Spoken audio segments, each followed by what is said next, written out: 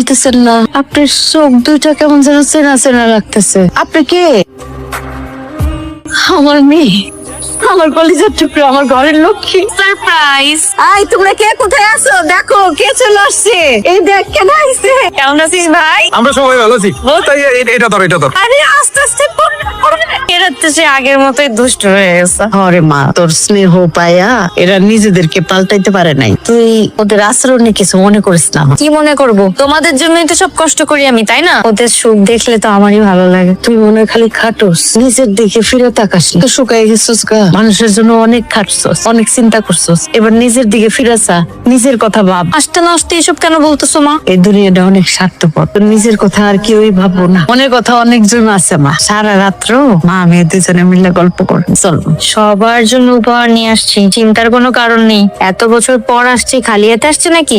এক এক করে সবাইকে দিয়ে দিব। আপু আমাদের কিছু দরকার নেই, আপনি আসছেন তাতেই আমরা খুশি। হ্যাঁ, আমাগো বোন আমাগো মাঝে ফিরাইছে, এর চাইতে খুশির খবর আর কি হইতে পারে? বোন তোমার কোনো কিছু দোয়া লাগবে না, তুমি যে আমার গ্রুপের কাছে আইছো এতে আমরা অনেক খুশি। ঠিক আছে, এত কথা বলতে হবে না। সবার জন্য উপহার যা যা আনছি আমি সময় মতো এক এক করে সবাইকে পৌঁছাই দিব। হ্যাঁ, আরে তুই যার যার জন্য যা কিছু আনছস ওইগুলি দিয়া তাড়াতাড়ি ফ্রি ও মা। আমি খালি আমার মেয়ের সাথে কয়টা কথা বলতে চাই, এত বছরের জমানো কথা। আরে আমার মেয়েটা কত বছর পরে আয়সা নিজের বাড়িতে খাইতে বসছে, আমি একটা লোকমা খাওয়াই দিব। এই একটা জিনিস বিদেশের মাটিতে অনেক মিস করছি মা। আপু কবে বিদেশ যাইবা?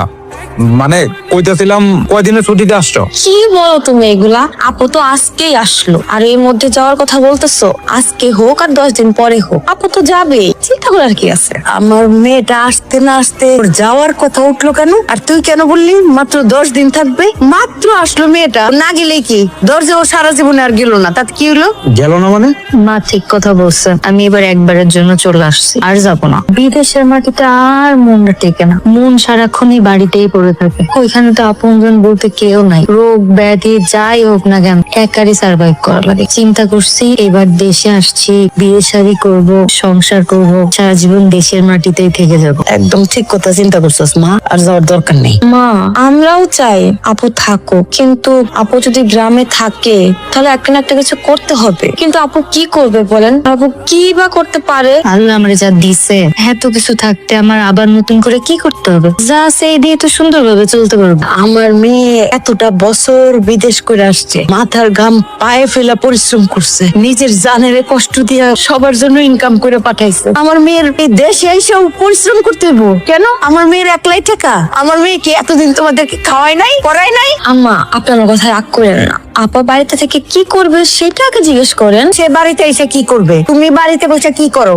সেটা কি তুমি জানো? তুমি যা করো সে তাই করবে। তুমি যেমন সংসার করতেছো, পায়ের উপরে পা তুলে খাইতেছো, সে তাই করবে। মা থামো না, আমি গরিব হোক বড় লোক হোক একজন ভদ্রলোক দেখে বিয়ে করব। আমার ছোট্ট একটা সংসার হবে, আমি আমার সংসারটা আমার মনের মতো করে সাজাব। তুমি যেরকম সুন্দরভাবে সংসার করতে পারতেছো সবাইকে নিয়ে, আমারও তো ইচ্ছা হয় আমার একটা এরকম সংসার হোক। আরে ভাবি তুমি এসব কথা এখন না বললেও পারতে। তেমন সংসার করতে গেলে অনেক টাকা পয়সার দরকার হয়, আর সেই টাকা পয়সা আপু কোথায় পাবে? তাই আমি বলি কি আপু আর কয়েকটা বছর বিদেশ থেকে আসো, তারপর আমরা সবাই পরিপূর্ণ হয়ে যাব, আর আপু শান্তিতে সংসার করে খেতে পারবে। তাহলে আমি যে এত বছর তোমাদের দিছি সেগুলো কোথায়? মাসুম তুই চুপ করে আছিস কেন? আমার সেই টাকা পয়সা গুলো কোথায়? আপু আই তুমি চুপ করো, আমি কথা বলতেছি না, চুপ করে থাকো। বৌমা তুমি মনে ভুলে যাইতেছো যে তুমি কার সামনে বসে কথা বলতেছো।